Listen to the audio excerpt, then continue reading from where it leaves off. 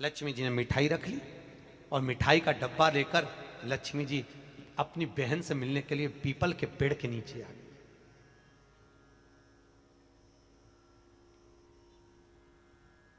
ये रविवार के दिन पीपल के नीचे क्यों नहीं जाते, उसकी कथा चल रही है, बड़ी विशाल है, जरा सुन लो। अब निकली है कथा तो अच्छे से सुन लो, तो कम से कम तुम भी तो दूसरों को बता सकती हो।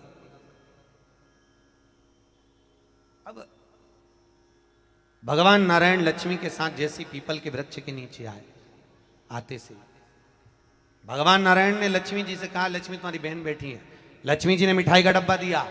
मिठाई का डब्बा देते ही दरिद्रता ने मिठाई का डब्बा फेंक दिया और फेंक कर बोली, लक्ष्मी तू जानती नहीं है मुझे क्या पसंद है और मेरे लिए तो मिठाई लेकर आई है। लक्ष्मी जी ने कहा, जी मैं जानती हूं तुझे क्या पसंद है, तुझे खट्टा और तीखा पसंद है। क्या पसंद है? खट्टा और तीखा। मैं जानती हूं तुझे खट्टा और तीखा पसंद है, पर मैंने सोचा तेरी शादी हो गई है, शादी होने के बाद तो तुझे मीठा पसंद आएगा। तो इतने में दरिद्रता बोली, अरे लक्ष्मी तूने मेरा अपमान करा है, मेरे लिए मिठाई लेकर आई है, लाना था तो मेरे लिए खट्टा और तीखा लेकर आना था। लक्ष्मी जी बोली, जी मेरे को मीठा पसंद है इसलिए मीठा लिया, तेरे को खट्टा तीखा पसंद है मुझे मालूम नहीं था, नहीं तो मैं लेकर आती, मुझे क्या मालूम था, मिलाती। आज भी हमारे यहां ध्यान देना, बेटी की विदाई में 4 चीजें नहीं दी जाती। कितनी चीज नहीं देते? 4। पहली झाड़ू। क्या? झाड़ू बेटी की विदाई में कभी नहीं देते। दूसरे नंबर पर सुई, बेटी की विदाई में कभी नहीं देते। तीसरे नंबर पर चलनी, क्या बोलते हो, चलनी बोलते हो ना, आटा छानने वाली चलनी, बेटी की विदाई में नहीं दी जाती। चौथे नंबर पर अचार की बरनी, बेटी की विदाई में नहीं दी जाती। बेटी की विदाई में अचार नहीं दिया जाता, खट्टा और तीखा बेटी की। और जिस घर में मायके से बेटी की विदाई में अचार दिया जाता है, उस घर में बेटी कभी सुखी नहीं रह सकती, लिख के रख ले, उसको कुछ ना कुछ तकलीफ रहेगी। कभी सास, कभी ननन, कभी पति, कभी कोई उसको ताने देता ही रहेगा, वो सुखी नहीं रह सकती। अगर घर में किसी से सुखी रहेगी तो शरीर से सुखी नहीं रहेगी, अगर मायके से अचार बेटी की विदाई में दिया गया है तो। अब कई बेटियों का तो बड़ा शौक रहता है, क्योंकि बेटियों के जो ससुर होते हैं ना, ये लोग बड़े होशियार होते हैं। ये कहते हैं, बेटा तेरी माँ के हाथ का अचार अच्छा लगता है, जरा बनवा के लिया। अब इन मूर्खों को समझाए कौन कि अचार तो खा लोगे पर बापड़ो पचाओगे कैसे? खाना सरल है, पचाना कठिन। नहीं दिया जाता। आपने देखा है दरवाजे के ऊपर दुकान पर नींबू और मिर्ची टंगे रहते हैं, किस किस के यहां देखा है? देखा है किसी ने कि नहीं देखा है? हाथ तो उठाओ, सबने देखा है। दरवाजे पर नींबू मिर्ची टंगा रहता है। क्यों टंगा रहता है? कई लोग कहते हैं नजर से बचाता है, कई लोग कहते हैं हाय से बचाता है। हाय नजर से नहीं, विष्णु पुराण की कथा और शिव महापुराण वर्णन कर रही है, नींबू मिर्ची दरवाजे पर इसलिए टांगा जाता है क्योंकि लक्ष्मी और दरिद्रता, ये दोनों बहनों प्रतिदिन हर एक व्यक्ति के घर में आना चाहती है। लक्ष्मी और दरिद्रता दोनों घूमने निकलती है, रोज निकलती है घूमने के लिए, और रोज सबके घर में आती है, प्रतिदिन आती है। बस अंतर इतना है कि दरवाजे पर नींबू और मिर्ची टांग देने से दरिद्रता अंदर नहीं जाती, बाहर की बाहर खाकर भाग जाती है, और मिठाई फ्रिज में रखी जाती है जिससे लक्ष्मी घर के अंदर पहुंच जाती है। हमारे यहाँ मीठा अंदर रखा जाता है जिससे लक्ष्मी अंदर आए, और नींबू मिर्ची बाहर इसलिए रखा जाता है कि दरिद्रता खाकर बाहर की बाहर चली जाए, हमारे घर में दरिद्रता ना आए, दरिद्रता प्रवेश ना करे। खट्टा और तीखा बाहर। इसलिए महाराज घर में नींबू और मिर्ची इन दोनों को अलग अलग डलिया में रखते हैं। फ्रिज में भी रखेंगे तो नींबू ऊपर रख देंगे तो मिर्ची नीचे रखेंगे, एक साथ नहीं रखते। जिसके घर में फ्रिज में भी अगर नींबू मिर्ची एक साथ में तो उसमें दरिद्रता का निवास। 1 रुपए कमाओगे, 1.25 रुपए खर्च होगा, घर में पैसा कभी नहीं जुड़ सकता अगर नींबू मिर्ची एक ही डलिया के अंदर है। एक डलिया के अंदर अगर नींबू मिर्ची है तो तुम कमाते रहो, खर्च होता रहेगा, पैसा जुड़ेगा नहीं, हाथ में रुपया दिखेगा नहीं। कितना भी दुकान पर बैठे रहे, भले 24 घंटे बैठे, पर उनको पैसा नहीं दिखेगा। कमा कर लाएगा, मालूम पड़े 2-3 दिन में वो खर्च हो जाएगा, पर दिखेगा। दोनों को अलग कराया, नींबू अलग हो, मिर्ची अलग हो। दरिद्रता। महाराज दुसा मुनि दुर्वासा जी से पूछते हैं, इसको कहां लेकर जाऊं, मेरी पत्नी को कहां ले जाऊं, ये दरिद्रता जाए तो जाए कहां, इस दरिद्रता को कहां लेकर जाऊं, कहां रखूं इसको। इतने में दुर्वासा जी ने कहा, सुन दुसा मुनि, अपनी पत्नी दरिद्रता को अगर कहीं लेकर जाना है तो जो नारी, जो स्त्री शाम के समय पर चोटी करती हो, झाड़ू लगाती हो, या जो स्त्री दोपहर में सोती हो, उसके घर में इस दरिद्रता को लेके प्रवेश कर जाना। वैसे मुझे उम्मीद है करमाला की माताएं दोपहर में नहीं सोती होंगी, जो दिन में सोती हो, जिसके यहां रात में बर्तन झूठे पड़े रहते हो, जिसके यहां रात्रि में बर्तन झूठे पड़े हो, उसके घर में इसको लेकर प्रवेश कर जाए। प्रवेश दरिद्रता। महाराज भगवान विष्णु ने दरिद्रता देवी को देखकर कहा, अरे ओ दरिद्रता देवी, लक्ष्मी जी की बड़ी बहन ज्येष्ठा, आप पीपल के वृक्ष के नीचे बैठी हो, इस पीपल के पेड़ के नीचे हम लक्ष्मी जी के साथ शनिवार के दिन आपसे मिलने के लिए आए हैं। शनिवार के दिन जो पीपल के वृक्ष के नीचे दिया लगाएगा, उसके घर में कभी संपदा की कमी नहीं होगी। सारे दिन पीपल के वृक्ष के नीचे हमारा निवास होगा। इतने में दरिद्रता खड़ी होकर बोली, रे नारायण, तुमने अपने मन की बात कह दी कि 7 दिन तुम्हारे होंगे, ऐसा नहीं हो सकता, इसमें एक दिन मेरा हो। तो भगवान विष्णु ने कहा, कौन सा दिन? दरिद्रता कहती है, रविवार के दिन इस पीपल के पेड़ के नीचे मैं नृत्य करूंगी, और अगर पीपल के वृक्ष के नीचे रविवार के दिन जो परिक्रमा करेगा या पीपल के पेड़ के नीचे आएगा, उसके साथ में उसके घर में प्रवेश करूंगी। इसलिए हमारे हिंदू धर्म में रविवार के दिन पीपल के पेड़ के नीचे नहीं जाया जाता, पीपल की पूजन नहीं करी जाती, पीपल की परिक्रमा नहीं करी जाती। कौन से दिन? जम के बोलो जरा, रविवार। और जिसके यहाँ दीवार पे पीपल लग जाता है, या कहीं पीपल का पेड़ लग गया अपने दीवार पर, घर में कहीं पर भी, तो पीपल निकालने का भी नियम है। अगर आप दीवार में से पीपल निकालोगे तो बार बार काटोगे, बार बार लग जाएगा, फिर काटोगे फिर लग जाएगा, फिर निकालोगे फिर लग जाएगा। दीवार में पीपल लगता ही रहता है। अगर दीवार के पीपल को निकालना है तो नींबू और मिर्ची, इन दोनों को 3 घंटे पहले पीपल के पेड़ के नीचे रख दीजिए, और रखने के बाद में फिर पीपल को रविवार के दिन उखाड़कर कहीं दूसरी जगह लगा दीजिए। उसके बाद कभी दीवार में पीपल नहीं लगेगा, कभी भी नहीं लगेगा। पर पहले 3 घंटे पहले नींबू मिर्ची अपन को पीपल के पेड़ के नीचे रखना पड़ेगा, तब पीपल निकल। महाराज शंकर की कथा कह रहे, मेना, धन्य और कला, ये 3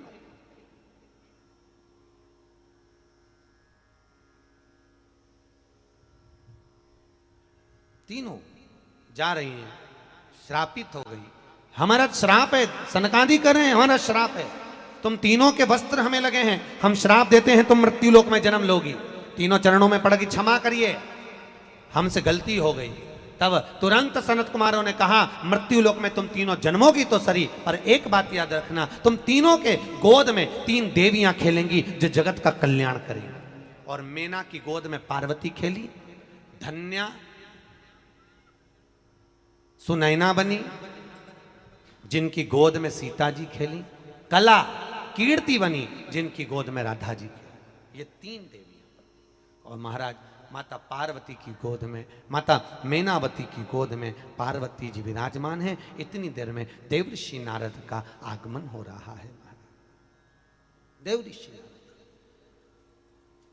मेरी नस नस बोले हरि हरि, श्रीमन नारायण नारायण हरि हरि, श्रीमन नारायण नारायण। सब बोलिए दोनों हाथों से,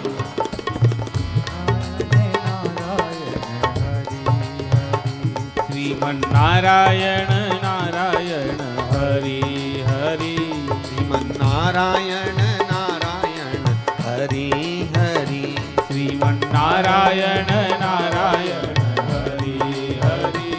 मेरा रोम रोम बोले हरि हरि, मेरा रोम रोम बोले हरि हरि, मेरा रोम रोम बोले हरि हरि, मेरा रोम रोम बोले हरि हरि, श्रीमन नारायण नारायण हरि हरि, श्रीमन नारायण नारायण हरि हरि, श्रीमन नारायण नारायण हरि हरि, श्रीमन नारायण नारायण हरि हरि। आओ से दोनों हाथों से ओहो।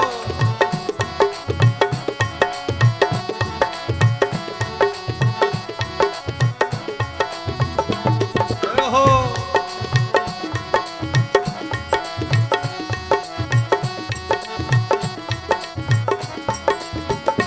मेरी नस नस बोले हरि हरि, नस नस बोले हरि हरि, मेरी नस नस बोले हरि हरि, मेरी नस नस बोले हरि हरि, मेरा रोम रोम बोले हरि हरि, मेरा रोम रोम बोले हरि हरि, श्रीमन नारायण नारायण हरि हरि, श्रीमन नारायण नारायण हरि हरि, श्रीमन नारायण नारायण हरि हरि, श्रीमन नारायण नारायण हरि हरि। दोनों हाथों से बड़े भाव से।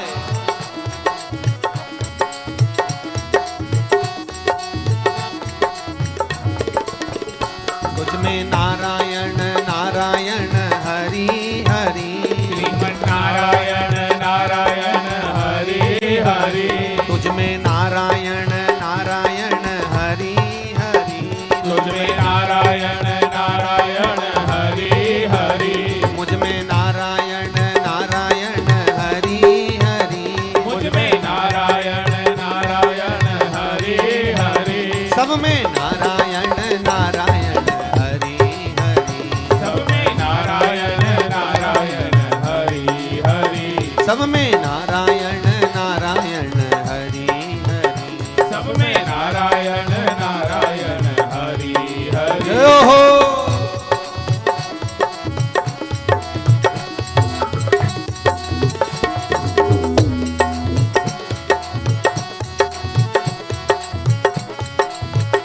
माता नारायण नारायण हरि हरि, माता नारायण नारायण हरि हरि, बोलो इस जीवा से हरि हरि, बाद में हो जाएगी मरी मरी। बोलो दोनों हाथों से हरि हरि।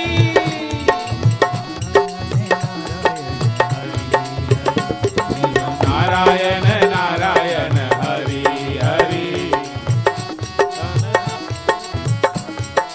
ओहो।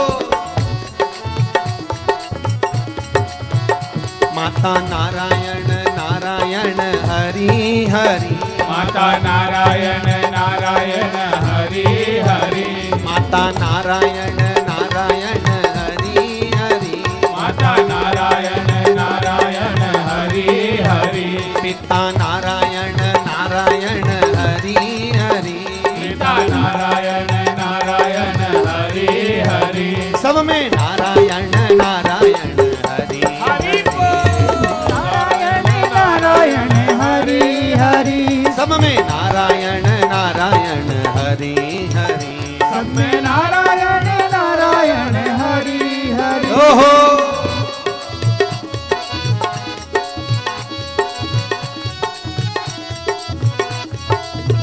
हे हरि।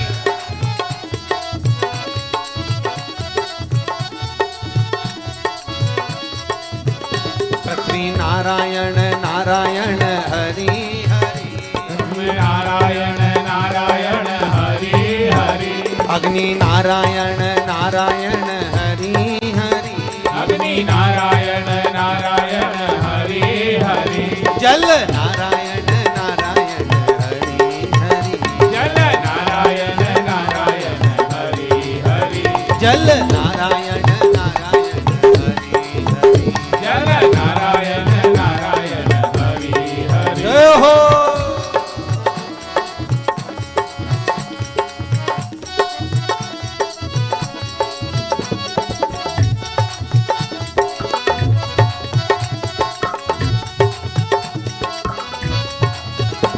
बद्री नारायण नारायण हरि हरि, बद्री नारायण नारायण हरि हरि, बद्री नारायण नारायण हरि हरि, बद्री नारायण नारायण हरि हरि, लक्ष्मी नारायण नारायण हरि हरि, लक्ष्मी नारायण नारायण हरि हरि, लक्ष्मी नारायण नारायण हरि हरि, लक्ष्मी नारायण नारायण हरि हरि, सत्य नारायण नारायण हरि हरि, सत्य नारायण नारायण हरि हरि, सत्य नारायण नारायण हरि हरि, सत्य नारायण नारायण हरि हरि, नारायण नारायण हरि हरि, बोलो नारायण नारायण हरि हरि, बोलो नारायण नारायण हरि हरि, बोलो नारायण नारायण हरि हरि, बोलो नारायण नारायण हरि हरि, बोलो नारायण नारायण हरि हर हर महादेव। भगवान शिव की कथा कह रहे हैं। भूत भावन भूतेश्वर भोलेनाथ भगवान शंकर पर विश्वास रखकर एक एक पल, एक एक घड़ी, एक एक समय, एक एक नक्षत्र का शिव महापुराण में वर्णन है। यहां तक शास्त्र कहता है कि पीपल के वृक्ष की जब भगवान शिव रचना करे, पीपल के वृक्ष की जब रचना करी गई तो उस पीपल के वृक्ष में भी कौन सा समय किसका है ये शिव महापुराण वर्णन करती है। सुबह 4 बजे से लेकर 7:30 बजे तक पीपल के वृक्ष में ब्रह्मा जी का वासा होता है। 7:30 बजे से लेकर 10:30 पौने 11 बजे तक पीपल के वृक्ष में भगवान विष्णु का वासा होता है। 10:30 बजे से लेकर पीपल के वृक्ष में 11:30 बजे तक पितरों का वासा होता है। 11:30 बजे से लेकर 12:30 बजे तक पीपल के वृक्ष में आहूतों का वासा होता है। 12:30 बजे से लेकर शाम को 4 बजे तक पीपल के वृक्ष में वासुकों का वासा होता है।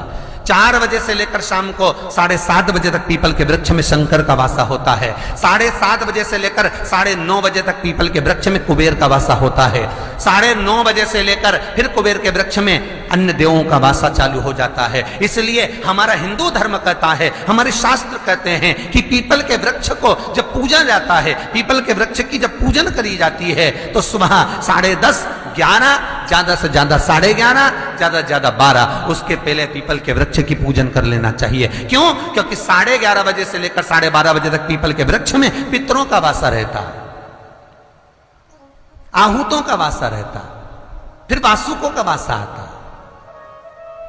पितृ किसको कहते हैं? महाराज जो पूरी उम्र लेकर चले गए और उनके भीतर अभिलाषाएं बहुत थी, मैं ये भी करना चाहता हूं, मैं ये भी करना चाहता हूं, वो पितृ हो जाते हैं। आहूत किसको कहते हैं?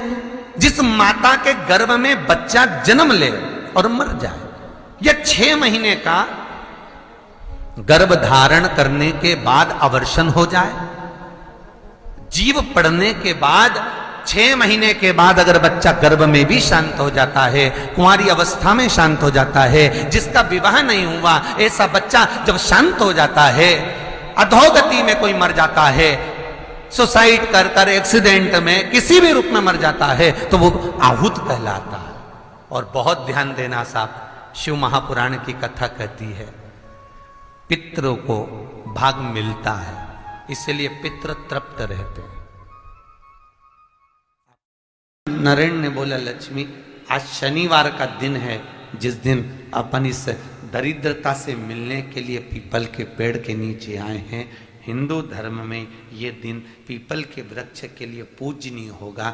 जो भी शनिवार के दिन पीपल के वृक्ष की पूजन करेगा, दूध चढ़ाएगा या मिष्ठान का भोग लगाएगा, लक्ष्मी और नारायण उसके घर में प्रवेश कर जाएगा। लक्ष्मी और नारायण उसके घर में प्रवेश करेगा, इसलिए नियम बनाया। कौन से दिन का? शनिवार। लक्ष्मी जी बोली, नारायण आपने तो एक दिन का वार लिख दिया। शंकर जी ने 7 वार बनाए हैं, रविवार, सोमवार, मंगल, बुध, गुरु, शुक्र और शनि। ये शिव जी ने बनाया। अब एक दिन आपने अपना बना लिया, बाकी के दिन अगर कोई इस पीपल के वृक्ष के नीचे आएगा और यहां तो दरिद्रता बैठी है तो उसका क्या होगा? भगवान नारायण बोले, सुन दरिद्रता, तेरे से एक विनती है, अगर कोई भी मनुष्य इस पीपल के पेड़ के नीचे अगर 7 दिन में आता है और उसके हाथ में अगर कोई सामग्री होती है तो तू उसके घर में प्रवेश नहीं करेगी। नियम है पीपल के वृक्ष का, या तो पानी का लोटा लेकर जाओ, कुंकू का चोपड़ा लेकर जाओ, शक्कर लेकर जाओ, या पेड़ के नीचे चींटी को डालने के लिए आटा ले जाओ, पर खाली हाथ पीपल के वृक्ष के नीचे कभी मत जाओ, कभी नहीं जाओ। खाली हाथ जाओगे तो दरिद्रता। माता प्रसूति के गर्भ से जो बच्चे जन्म ले रहे हैं वो भगवत भजन वाले, क्योंकि माता प्रसूति की एक आदत, रोज माता प्रसूति एक काम बड़ा विचित्र करती थी। क्या करती थी? पीपल के पेड़ के नीचे जाना और उस पीपल के वृक्ष के नीचे जाकर चींटियों को दाना देना, चींटियों को भाग देना और साथ में जल का सींचन कर आना। ये माता प्रसूति का नियम था पूर्व से। अच्छा, कई लोग कहते हैं महाराज जी आप हमेशा पीपल के पेड़ की पूजन, कहीं समी के पेड़ की पूजन, कहीं बेलपत्री के पेड़ की पूजन, कहीं ना कहीं आप पूजन का विधान बताते रहते हो। ये पूजन का विधान अगर हम पढ़ें तो किस पुस्तक में पढ़ें? तो भैया स्कंद पुराण में से निकाल लो, सारी पुस्तकों का भाव मिल जाएगा आपको।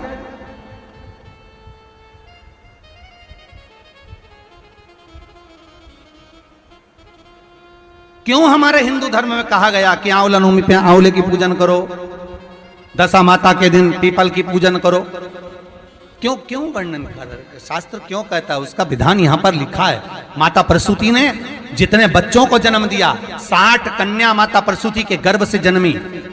माता प्रसूति के गर्भ से पुत्रों का भी जन्म हुआ, पर जितनी कन्या और जितने पुत्र का जन्म होता था माता प्रसूति उनके गर्भ के समय पर पीपल के वृक्ष की परिक्रमा करती, पीपल के वृक्ष में दाना देती, पीपल के वृक्ष में जल का सींचन करती, पीपल के वृक्ष में पूजन करने के लिए जाती। तो माता अगर मन में भाव होगा भगवान की भक्ति का, भले सामने पीपल का वृक्ष हो पर भाव अगर मन में होगा तो भगवान संतान भी वैसी ही देगा।